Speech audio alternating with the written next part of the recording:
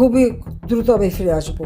আল্লাহ যখন বাঁচিয়ে রেখেছেন, নিশ্চয়ই এই সমস্ত ময়লা আবর্জনা সাফ করার জন্য আমাকে বাঁচিয়ে রেখেছেন।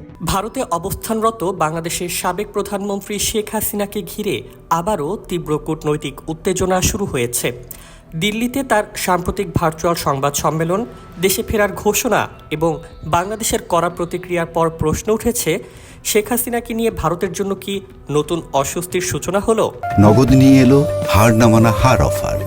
সর্বনিম্ন 10,000 টাকা রেমিটেন্স নগদে পাঠালে থাকছে স্বর্ণের হার জেতার সুযোগ।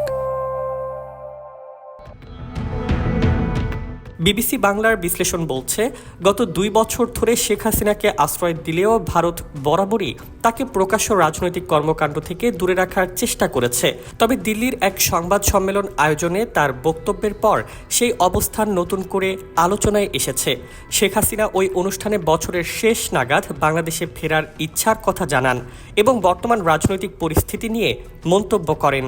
যদিও ভারত সরকার দ্রুত জানিয়ে দেয় এটি ছিল একটি বেসরকারি আয়োজন, এই কর্মসূচির সঙ্গে তাদের কোনো সম্পৃক্ততা বা সমর্থন নেই। এদিকে ঢাকা এই ঘটনাকে অত্যন্ত গুরুত্বের সঙ্গে নিয়েছে।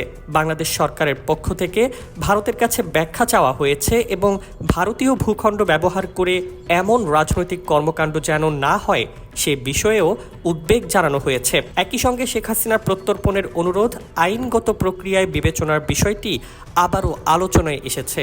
বিশ্লেষকদের মতে ভারত এখন এক কঠিন ভারসাম্যের পরীক্ষায়।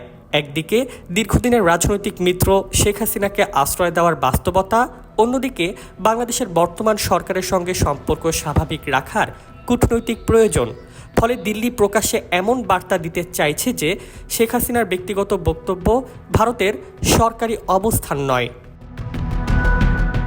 পরিস্থিতিকে আরও স্পর্শকাতর করে তুলেছে শেখ হাসিনার সংবাদ সম্মেলনে অংশ নেওয়া সাবেক ক্রিকেটার ও সাবেক সংসদ সদস্য সাকিব আল হাসানকে ঘিরে পরবর্তী ঘটনাবলী।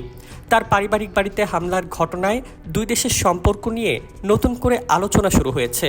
কূটনৈতিক বিশ্লেষকদের ধারণা, দিল্লি এখন এমন কোনো পদক্ষেপ এড়িয়ে চলতে চাইবে যা বাংলাদেশ ভারত সম্পর্ককে আরও জটিল করে তুলতে পারে। একই সঙ্গে শেখ হাসিনার প্রতিটি রাজনৈতিক বক্তব্য এখন শুধু বাংলাদেশের অভ্যন্তরীণ রাজনীতি নয়, দুই প্রতিবেশী দেশের কূটনৈতিক সম্পর্কেরও সংবেদনশীল ইস্যু হয়ে উঠেছে।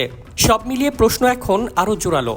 শেখ হাসিনাকে আশ্রয় দেওয়ার সিদ্ধান্ত ভারতের জন্য কেবল মানবিক ও রাজনৈতিক বিষয়ই নয়, বরং তা ধীরে ধীরে একটি জটিল কূটনৈতিক সমীকরণে রূপ নিচ্ছে কিনা সেই উত্তরই খুঁজছে দক্ষিণ এশিয়ার রাজনৈতিক অঙ্গন। News desk, 21 television.